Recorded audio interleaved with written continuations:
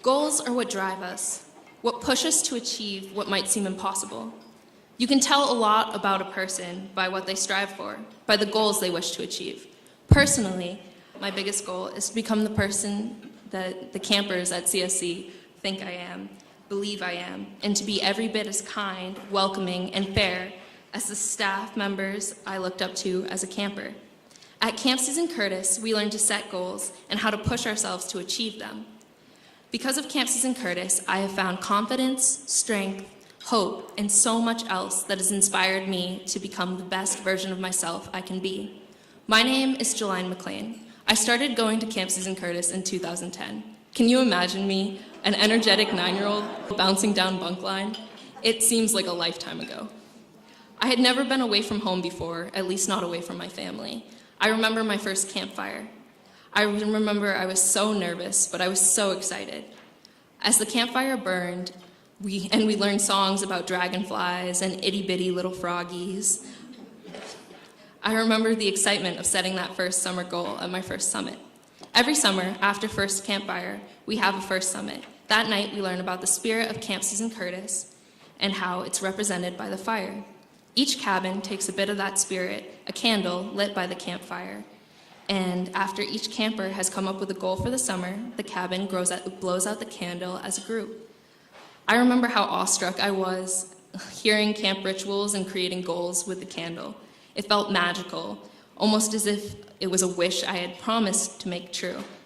I remember signing up for all the art classes, taking swimming lessons, going hiking, and being happy. I felt safe in my cabin. I loved the other campers, and I adored my cabin staff. Earlier that year, I lost my grandmother to cancer.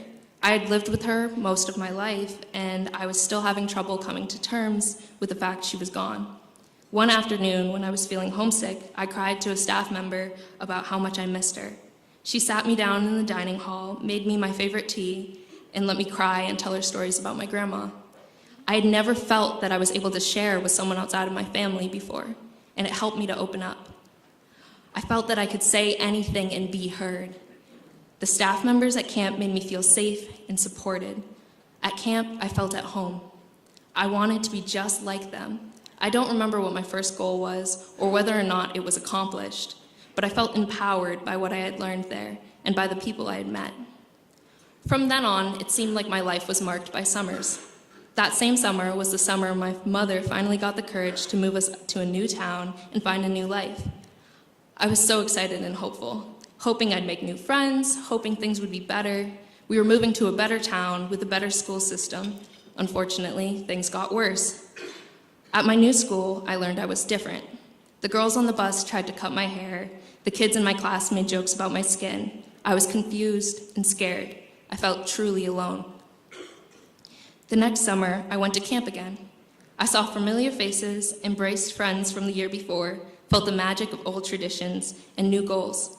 My goal that summer was to learn how to swim, just as it would be for the following couple of summers. But I learned so much more than that. That summer, I learned how to make friendship bracelets, and that I wasn't alone, and that I could be myself again.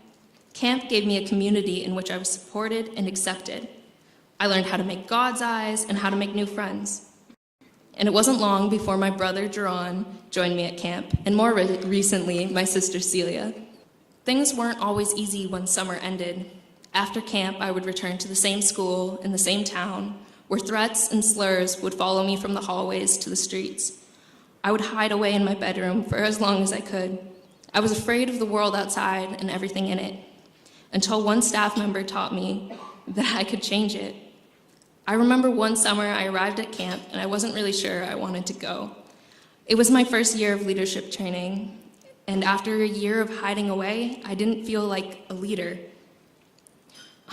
I remember one staff member who was determined to make each camper smile as they pulled into camp, and his smile was contagious as he welcomed us back. I felt at home again.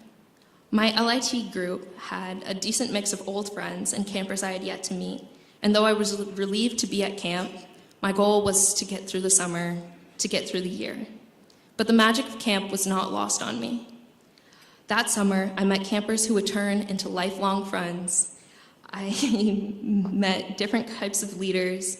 I learned about engaging teamwork, and I met different types of people. I never once felt out of place. I sang, I danced, I was inspired by campers and staff who looked like me, and I realized that I too could be happy in my own skin again. That summer, I found my voice. This lesson carried into the next school year when I had to make a choice between playing it safe or standing up for myself and a teacher that was facing racial harassment.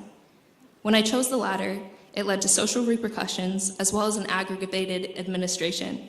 What happened in the classroom was taken to the courtroom, and though the school refused to address the situation, it led to the eventual startup of a civil rights club at my former high school. Though my family moved again the next summer, we were unable to escape the rampant racism we faced in Maine. However, this time, I had the experience and the courage to face it head on and work to enact change, to speak and be heard. I used the lessons I learned in my LIT year to create change and work with people, advocating for diversity and civil rights clubs and safe spaces at my new school as well. Because of the support I received from camp, I had the confidence to stand up for myself and the skills to communicate and compromise with school administration and spread awareness about the racism students of color face in Maine. Last summer, I became a staff member.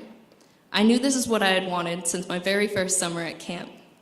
If this had been my goal, it seemed so unreal that I had come so far, that I had once been as small as the campers I was now in charge of.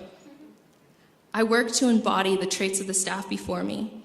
I had kept that kindness that was shown to me that first year of camp, and I hoped I could pass it on to my campers. As the summer went on, each camper taught me something new, whether it was the best way to catch frogs or to settle differences. Each camper also taught me something about myself, whether it was patience or understanding. I realized that the campers brought out the best in me, just as the staff had when I was growing up. My goals have changed and developed as summers have gone by, and I've grown with them. I have new goals now. Next year, I will be attending the Illinois Institute of Technology, working towards my bachelor's in architecture.